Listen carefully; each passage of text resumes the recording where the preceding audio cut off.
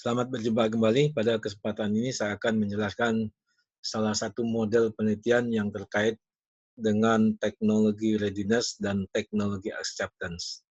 Teknologi readiness adalah suatu dimensi atau suatu dimensi kesiapan teknologi dari seseorang, sedangkan teknologi acceptance adalah suatu dimensi bagaimana seseorang menerima teknologi. Dan kedua model ini, teknologi readiness dan teknologi acceptance ini dijadikan dalam satu model yang disebut dengan teknologi readiness dan acceptance model.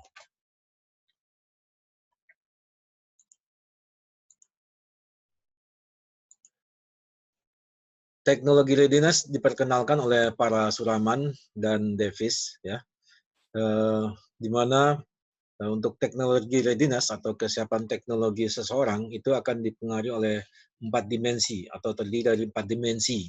Yang pertama adalah dimensi optimism, yaitu didefinisikan sebagai suatu pandangan positif seseorang terhadap teknologi dan keyakinan bahwasanya dengan teknologi itu akan meningkatkan kendali atau kontrol, kemudian fleksibilitas, kemudian efisiensi dalam kehidupan mereka. Ya. Umumnya dimensi ini adalah menangkap sikap positif tentang teknologi. Selanjutnya adalah innovativeness, didefinisikan sebagai kecenderungan sebagai pionir daripada teknologi atau berpikiran maju. Dimensi ini umumnya adalah mengukur seberapa derajatnya dari seorang itu keyakinannya sebagai yang terdepan dari menggunakan teknologi. Kemudian discomfort itu adalah ketidaknyamanan, diartikan atau didefinisikan sebagai keyakinan akan kekurangan kontrol atau kurangnya kendali terhadap teknologi dan merasa kewalahan ketika menggunakan teknologi. Ya. Jadi dimensi ini adalah umumnya mengukur ketakutan dan yang berkenaan pada masyarakat atau orang yang mempunyai pengalaman ketika berhadapan dengan teknologi, ketika menggunakan teknologi. Insecurity atau ketidakamanan didefinisikan sebagai ketidakpercayaan terhadap teknologi atau merasa skeptis tentang kemampuannya dari teknologi tersebut bekerja dengan baik. Jadi dimensi ini fokus yang berkaitan pada orang atau masyarakat bagaimana ketika berhadapan dengan teknologi yang terkait dengan transaksi. Contohnya misalkan teknologi m-banking, e-banking, kemudian e-commerce, kemudian menggunakan e-money, kemudian OVO, menggunakan GoPay, ya itu adalah transaksi menggunakan teknologi dan seseorang itu bisa saja merasa tidak aman ketika menggunakan teknologi tersebut. Nah, dalam hal ini optimism dan innovativeness itu adalah sebagai driver atau pendorong dari teknologi readiness. Artinya ketika seseorang itu optimisnya tinggi, kemudian inovatifnya tinggi, ya maka kesiapan dirinya tentang teknologinya akan dinilai tinggi. Kemudian discomfort dan insecurity, ketidaknyamanan dan ketidakamanan, sebaliknya adalah sebagai penghalang dari kesiapan dari teknologi. Kalau discomfortnya tinggi, insecurity-nya tinggi, berarti bisa saja kesiapan dari teknologinya rendah. Ya. Oleh karena itu, discomfort dan insecurity ini dimensinya harus mempunyai nilai yang rendah, ya, agar teknologi readiness-nya menjadi tinggi, menjadi positif. Ya. Keempat dimensi ini adalah saling bebas, di mana masing-masing itu akan memberikan suatu kontribusi yang unik pada seseorang tentang kesiapan teknologinya. Nah, selanjutnya untuk model teknologi acceptance model, di mana ada dua central determinan. Yang pertama adalah perceived usefulness atau persepsi tentang kegunaan atau kemanfaatan. Ya, di mana hal ini mengacu pada suatu derajat seberapa besar seorang yakin akan yakin ketika menggunakan suatu sistem itu akan meningkatkan daripada performa pekerjaannya, ya. Jadi dia yakin akan meningkatkan dari performa pekerjaannya atau yakin akan kemanfaatan dari suatu sistem. Sedangkan yang kedua itu adalah perceived easy of use, adalah keyakinan atau persepsi mudahnya menggunakan, di mana mengacu pada derajat seseorang yakin bahwasanya dengan menggunakan sistem tertentu itu tidak memerlukan effort yang banyak atau bebas dari usaha yang besar, ya, atau tidak memerlukan usaha yang besar, ya. Nah, dalam hal ini persepsi kemudahan menggunakan itu mempengaruhi terhadap persepsi kemanfaatan atau kegunaan. Nah, kedua teori tersebut kemudian disatukan dalam satu model yang disebut dengan model yang terintegrasi yang disebut dengan TRAM. TRAM itu adalah Technology Readiness Acceptance Model, di mana di sini ada dimensi optimisme, innovativeness, insecurity, discomfort, kemudian perceived easy of use, kemudian perceived usefulness. Nah, selanjutnya pada ujung akhirnya adalah actual use. Actual use ini adalah frekuensi penggunaan daripada teknologi dari seseorang, yaitu apakah jarang sampai sangat sering. Ya. Nah, model ini terintegrasi dalam satu model yang dalam model yang seperti ini saling memberikan kontribusinya dan saling mempengaruhinya atau berhubungan dengan satu sama lainnya yang kita sebut dengan suatu pathway analysis. Jadi penyelesaiannya adalah menggunakan path analysis. Yang untuk path analysis ini bisa salah satunya adalah menggunakan program software AMOS. Ya. Nah, untuk itu berdasarkan kerangka dari penelitian dari model TRAM ini dibuatlah suatu hipotesa. Di sini ada 11 hipotesa yang bisa dirumuskan dalam model TRAM.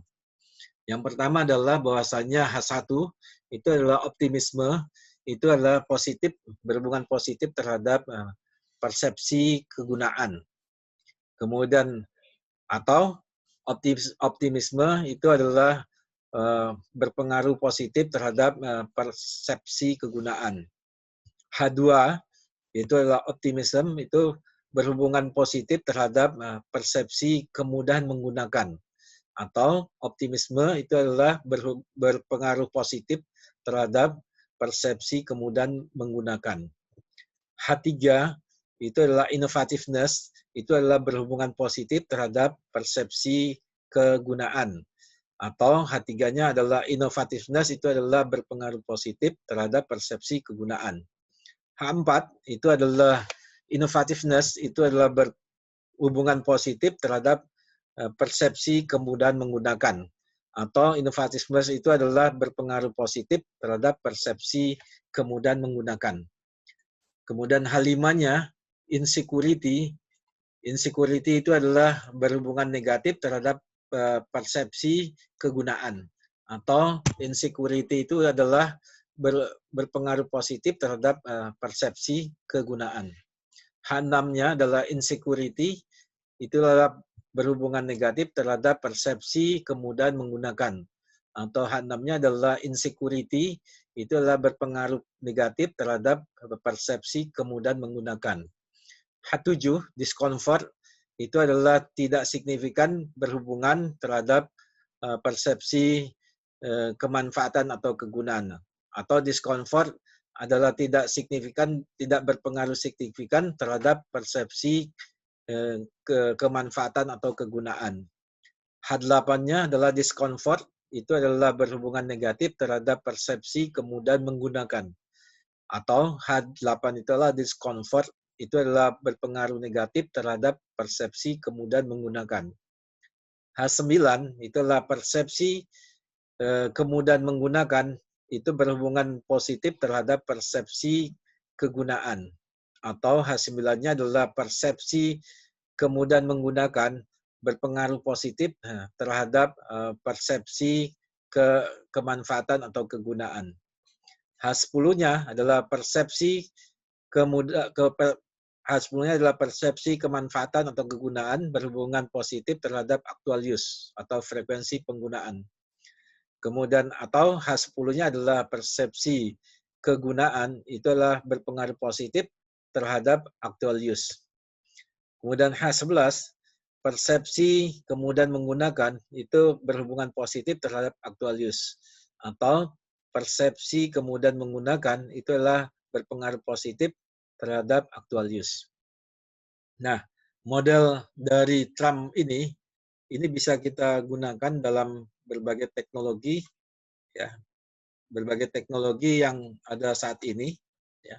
Sebagai contoh adalah bisa digunakan pada academic information system.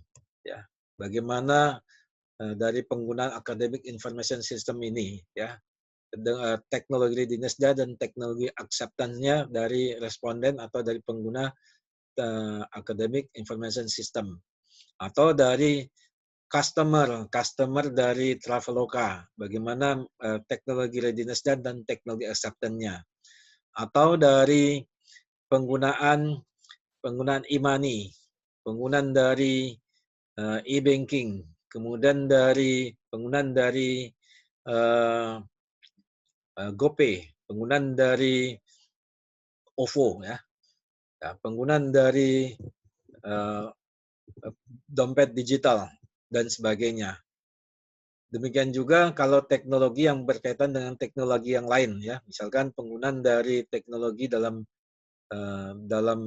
kedokteran, ya, dalam laser, ya, dalam penggunaan laser, penggunaan ronsen dan sebagainya, ya, itu juga masuk terhadap bisa diujikan tentang teknologi acceptance-nya dan teknologi readiness-nya, tentunya dengan mengukuhkan terlebih dahulu permasalahan dari penelitian tersebut ketika menggunakan teknologi tersebut, ya.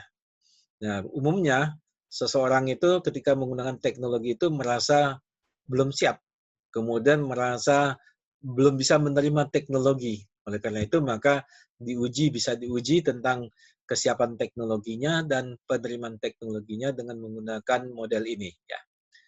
Model ini adalah model yang utuh, ya. Jadi di sini adalah teknologi readiness-nya dan ada teknologi acceptance-nya. Bisa saja kita hanya melakukan penelitian menggunakan teknologi acceptance-nya saja. Jadi penerimaan tentang teknologinya saja. Atau bisa juga tentang teknologi readiness saja, yaitu langsung teknologi readiness-nya terhadap actual use, ya. Jadi bisa dipilah-pilah, ya, bisa dibuat satu model penelitian yang tersendiri saja tentang teknologi readiness-nya saja atau tentang teknologi acceptance-nya saja.